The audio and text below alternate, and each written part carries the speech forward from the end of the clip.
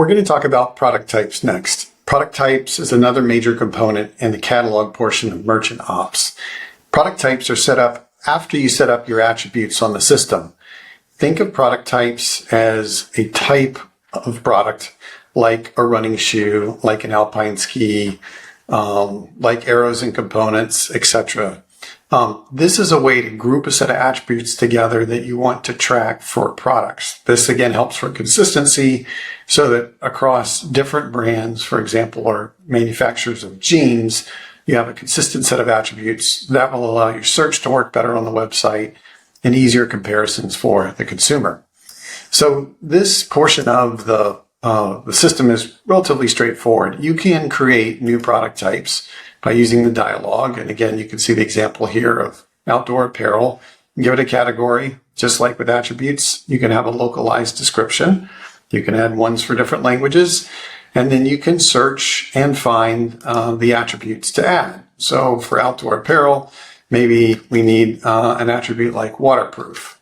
So we can have type of waterproofing or whether it's waterproof or not. And then you can continue to add these. So we could put type of waterproofing as an example. Let's see. And you can select, different types and add multiple ones to the list. And then you can create the attribute at the end of the day, or the product type. The other kind of way that you can create these on the system is using the CSV upload. So we have two things to upload: the product type itself and the attributes. So very similar to the way that the attribute dictionary worked, where you upload the attribute first and then its values. In this case, you upload the product type and then the attributes that go with it.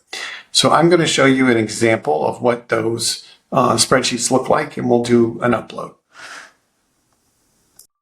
So this is the actual product types. In this case, the sample shows you basically 5: apparel, electronics, footwear, accessories, and home goods. So you can see the key, the name, the description, and then the category they're associated with. So we will go ahead and upload this template. And again, go to Upload CSV, Upload Product Types, take the pick. You'll see the product types template here. We'll open it up, and then we'll upload it.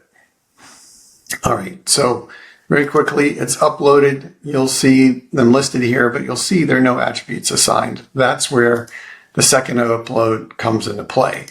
And so what we'll do is come back.